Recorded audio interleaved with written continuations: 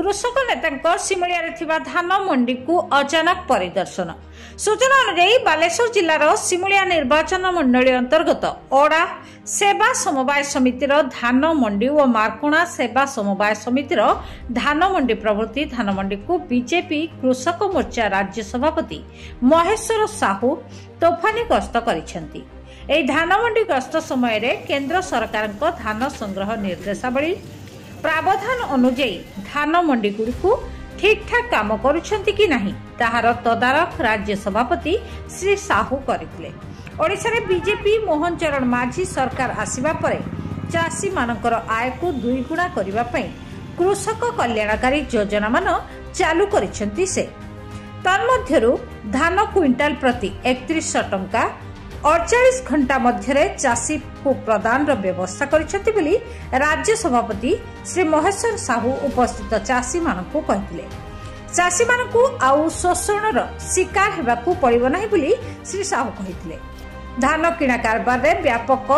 स्वच्छतार सहित करिबा पई मोहन चरण माझी सरकार बद्धपरिकर अटे। जे माने धान किणा कारबार रे चाषी मानकु हैरान हरकत करिवे सेमानक विरुद्ध रे दृढ़ कार्यानुष्ठान ग्रहण कराजिबो बोली श्री महेश्वर साहू उपस्थित चाषी मानकु कहिथिले।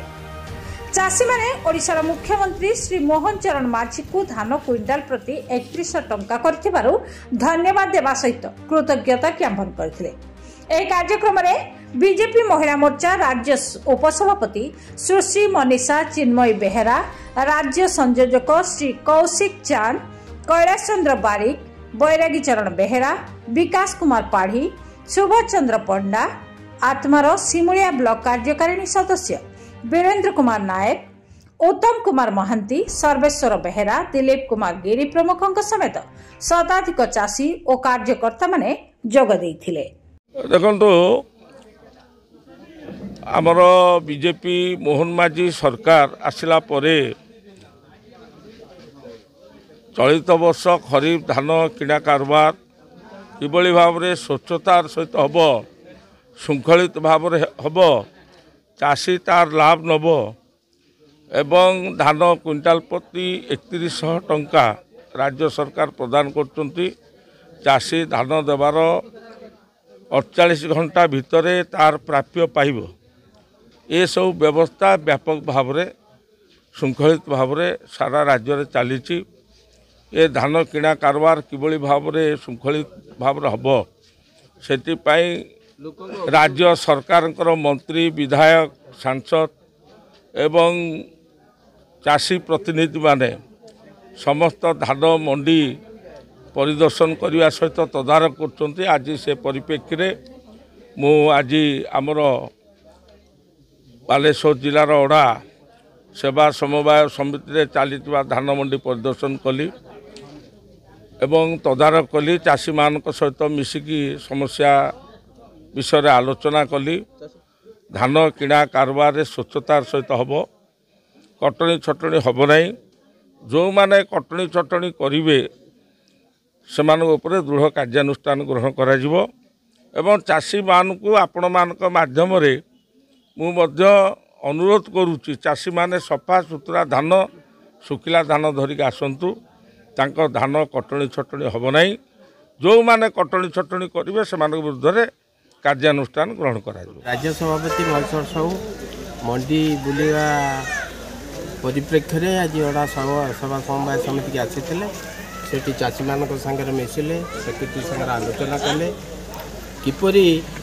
चाषी माने बिना कटनी छटनी धान विक्रय करें से विषय आलोचना कले एठिकार सेक्रेटरी की एवं आरएमसी वाला को ताकत कले जेभली कौन चाषीर कटनी छटनी व्यवस्था न हो स्वच्छता भाव में चाषी माने ठीक भाव में धान ये विक्रय कर। सर्वेश्वर बेहरा मंडी रे मोटामोटी आजिका डेट जहाँ अच्छी असुविधा किसी ना जो चाषी ऑब्जेक्शन कर आम कहीं कटिंग छटनी हो कटिंग छटनी एक्चुअली हवा कथा नुहे किंतु एफेक्टिव धानटा आसवा कथा यदि तार किसी परसेंट कम अच्छी ताले मिनिमम कटिंगटा हवा दरकार। यदि से मिनिमम कटिंग न हो ताले चाषी मरजी खरारे चाषी खरा तर बोलिए वर्षा खरा खाई से धान किनिक आणुची तार जी कटिंग छटनी हम केमती हम सेटा हो पार ना जदि ये केमी किए कार्यक्रम नियंती सरकार ता विरुद्ध दृढ़ कार्यानुष्ठान दुख कष्टता बुझिले जे से प्रकृत में केते कष्ट धानटा को आणुचंती सोसाइटी में पहुँचाऊँच सोसाइटी में कटिंग छटिंग व्यवस्था थिला किंतु एबे नाही एबे सेटा बंद कर दिया जाए 2 दिन पूर्व बंद कर दिया जाए जेहेतु जानिले राज्य सरकार तदारक टीम पठाउचंती बोली से सब कथा बंद कर दिया या पूर्व होता या पूर्व होता